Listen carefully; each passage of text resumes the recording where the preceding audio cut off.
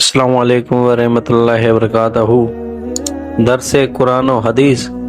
آج کا ٹاپک ہے حسد۔ حسد ایک بدترین بیماری ہے اور مہلک گناہ ہے، جس کی حقیقت یہ ہے کہ کسی کے پاس دین یا دنیا کی نعمت دیکھ کر دل میں جلنا اور یہ آرزو کرنا کہ یہ نعمت اس سے چھن جائے۔ حسد کرنے والا حقیقت میں اللہ سبحانہ وتعالیٰ کی تقسیم اور تقدیر پر اعتراض کرتا ہے کہ اس نے یہ نعمت فلاں کو کیوں عطا کی، مجھے کیوں نہیں دی۔ سب سے پہلے حسد کا گناہ ابلیس نے کیا تھا جب حضرت آدم علیہ السلام کو خلافت عطا کی گئی۔ وہ انسان کی یہ عظمت و توقیر برداشت نہ کر سکا اور جل بھن گیا۔ یہ حسد ہی کی بیماری تھی جس نے یہود کو ایمان جیسی عظیم دولت اور نعمت سے محروم رکھا۔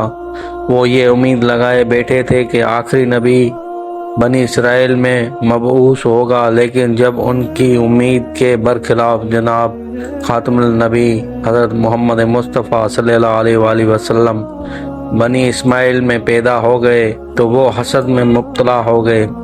سورہ نساء میں ہے، اللہ سبحانہ وتعالیٰ نے لوگوں کو جو اپنا فضل نبوت عطا کر رکھا ہے، کیا اس پر یہ حسد کرتے ہیں؟ حق واضح ہو جانے کے باوجود وہ خود بھی ایمان سے محروم رہے، اور جو لوگ ایمان قبول کر چکے تھے ان کے بارے میں بھی وہ یہ تمنا کرتے رہے کہ اے کاش یہ ایمان کے نور سے محروم ہو کر دوبارہ کفر کی تاریکی میں لوٹ آئے۔ اس تمنا کی بنیادی وجہ بھی ان کا حسد ہی تھا، گویا ان کی حالت خود تو ڈوبے ہی تجھے بھی لے ڈوبیں گے صنم کا مقصد تھی۔ سورہ بقرہ میں ہے، بہت سے اہل کتاب اپنے دل کے حسد کی وجہ سے یہ چاہتے ہیں کہ ایمان لا چکنے کے بعد تم کو پھر کافر بنا دیں، حالانکہ ان پر حق واضح ہو چکا ہے۔ اللہ سبحانہ وتعالیٰ کی نظر میں مرض حسد کے خوفناک ہونے کا اندازہ اس بات سے لگایا جا سکتا ہے کہ اس نے قرآن کریم کی آخری 2 سورتوں میں سے پہلی سورت میں مسلمانوں کو حسد کے شر سے پناہ مانگنے کا حکم دیا ہے۔ خود نبی کریم صلی اللہ علیہ وآلہ وسلم نے بھی متعدد حدیث میں حسد کی مذمت اور حسد سے بچنے کی فضیلت بیان فرمائی ہے۔ حضرت ابو ہریرہ رضی اللہ تعالیٰ عنہ سے روایت ہے کہ نبی کریم صلی اللہ علیہ وآلہ وسلم نے فرمایا، تم لوگ حسد سے بچے رہو، کیونکہ حسد نیکیوں کو ایسے کھا جاتا ہے جیسے آگ لکڑی کو کھا جاتی ہے۔ حضرت زبیر رضی اللہ عنہ سے روایت ہے کہ رسول پاک صلی اللہ علیہ وآلہ وسلم نے فرمایا، اگلی امتوں کی مہلک بیماری یعنی بغض و حسد تمہاری طرف چلی آ رہی ہے۔ یہ بالکل صفایا کر دینے والی اور مونڈ دینے والی ہے۔ پھر اپنا مقصد واضح کرتے ہوئے آپ صلی اللہ علیہ وآلہ وسلم نے فرمایا، میرے اس کہنے کا مطلب یہ نہیں کہ یہ بالوں کو مونڈ دینے والی ہے، بلکہ یہ دین کو مونڈ دیتی ہے اور اس کا بالکل صفایا کر دیتی ہے۔ حضرت ابو ہریرہ رضی اللہ تعالیٰ عنہ کی ایک تفصیلی حدیث میں کے آخر میں ہے، کسی بندے کے دل میں ایمان اور حسد جمع نہیں ہو سکتے۔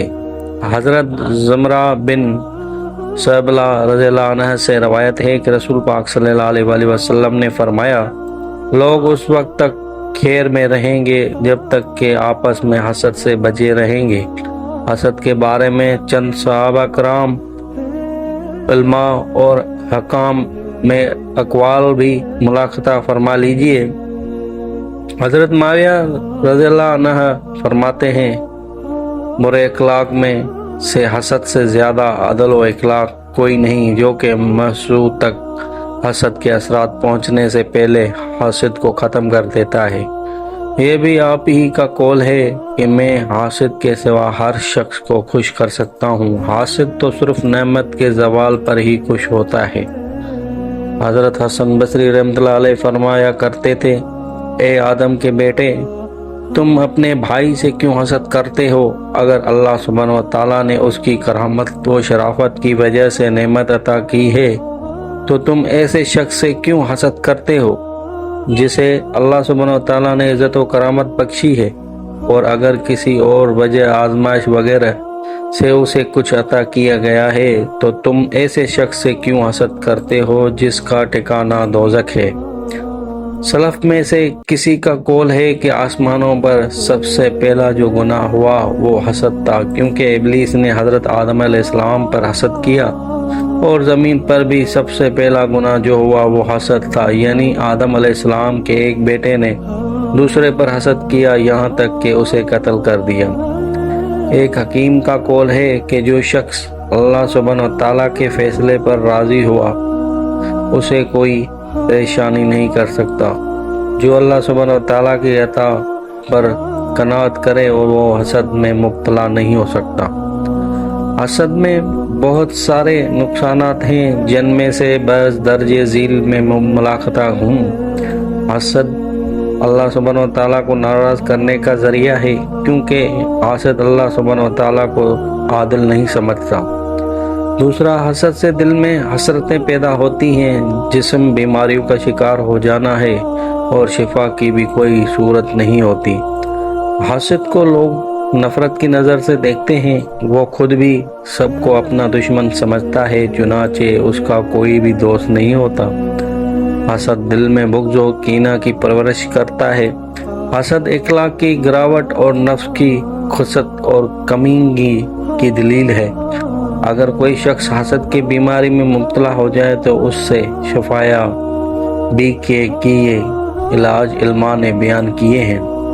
اللہ سبحانہ و تعالیٰ کی طرف رجوع کرے، اسلامی تعلیمات پر عمل کرے، محنت اور ریاضت کرتے ہوئے نفس کا تزکیہ کرے۔ دوسرا، حسد کے برے نتائج اور نقصانات کے بارے میں غور و فکر کرتا ہے۔ تیسرا، بدکلف ہی صحیح محسود کے لیے دعائے خیر کا معمول بنا لے۔ چوتھا، اللہ سبحانہ و تعالیٰ کی تقدیر پر راضی رہے اور یہ جان لے کہ میں اللہ سبحانہ و تعالیٰ کے فیصلوں پر کبھی غالب نہیں آ سکتا۔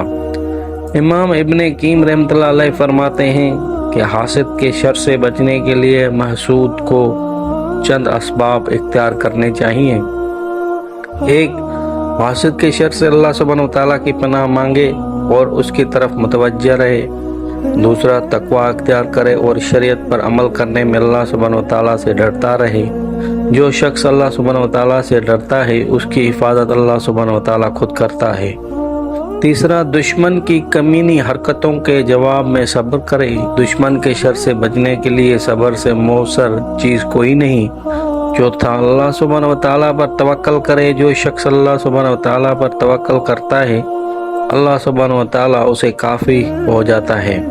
پانچواں، حاسد کے بارے میں زیادہ غور و فکر نہ کرے، نہ اس سے خوف زدہ ہو اور نہ ہی اسے زیادہ اہمیت دے۔ چھٹا، جہاں تک ممکن ہو صدقہ خیرات کرے، کیونکہ مصائب و آلام کو دفع کرنے میں صدقہ بڑی عجیب تاثیر رکھتا ہے۔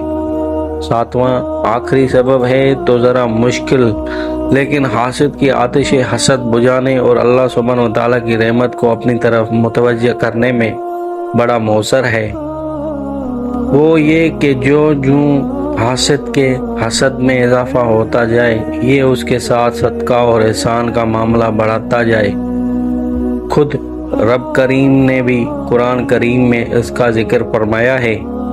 سورہ فصلت میں ہے، نیکی اور بدی برابر نہیں ہو سکتے، برائی کو بھلائی سے دفع کرو، پھر وہی شخص تمہارا اقبلی دوست بن جائے گا جس کے اور تمہارے درمیان دشمنی تھی، اور یہ بات انہی کو نصیب ہوتی ہے جو صبر کریں، اور اسے بڑے نصیب والوں کے سوا کوئی نہیں پا سکتا۔